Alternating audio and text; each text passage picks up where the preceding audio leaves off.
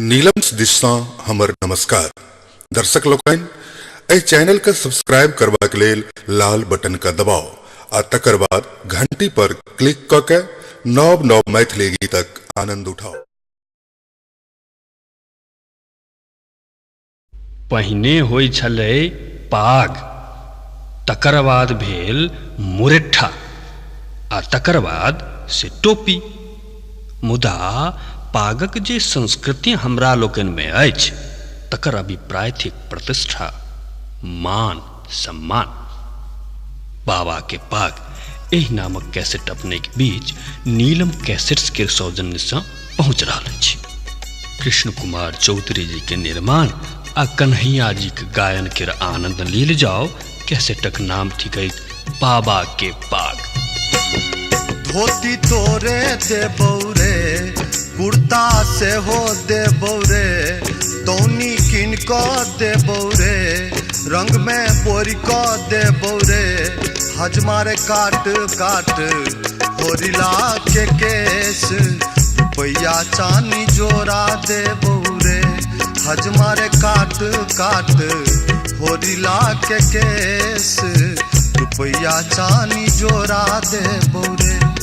धोती तोरे देबौ रे, कुर्ता से हो देबौ रे, तौनी किन क देबौ रे, रंग में बोरी क देबौ रे, हजमारे काट काट होरिला के केस, रुपया चानी जोरा देबौ रे, हजमारे काट काट होरिला के केस, रुपया चानी जोरा देबौ रे।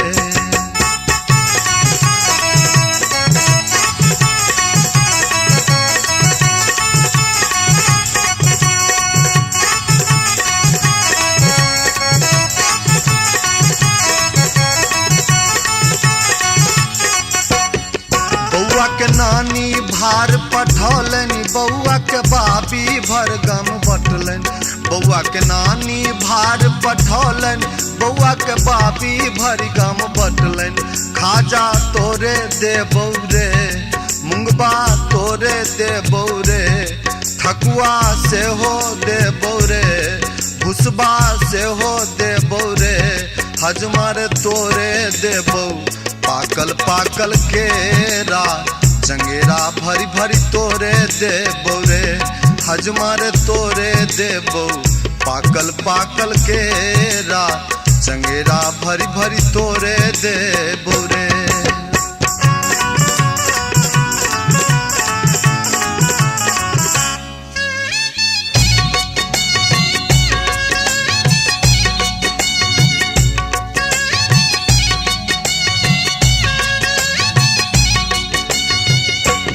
अनलहु मंगल घट भरी जाय, दियो न बउआ के नहाय, अनलहु मंगल घट भरी जाय, दियो न बउआ के नहाय।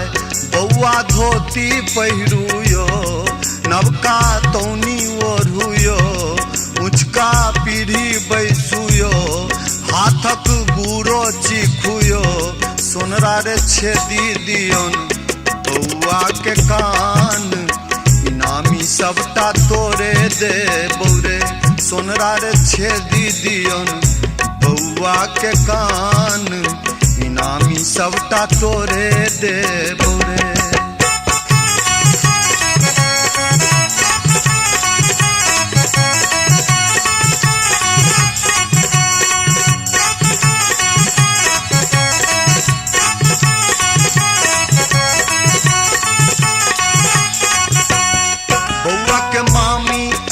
चुमाबे बउआ के मौसी नाक कटाबे, बउआ के मामी ऐली चुमाबे, बउआ के मौसी नाक कटाबे। ढोलकिया तोरे देबौ रे, बजनिया तोरे देबौ रे, नचनिया तोरे देबौ रे, पमरिया रे तोरे देबौ रे, तबलिया रे तोरे देबौ। बउआ के नानी बिन दांत वाली तोरे देबौ रे, तबलिया रे तोरे देबौ, बउआ के नानी बिन दांत वाली तोरे देबौ रे। धोती तोरे दे बौरे कुर्ता से हो दे बौरे तौनी किन को दे बौरे रंग में बोरी को दे बौरे हजमारे काट काट होरी लाख के केस रुपया चानी जोरा दे बौरे हजमारे काट काट होरी लाख के केस रुपया चानी जोरा दे बौरे हजमारे काट काट होरी लाख के केस रुपया चानी जोरा दे बौरे हजमारे काट काट होरी लाख के केस रुपया चानी जोरा दे बौरे हजमारे काट काट होरी लाख के केस रुपया चानी जोरा दे बौरे।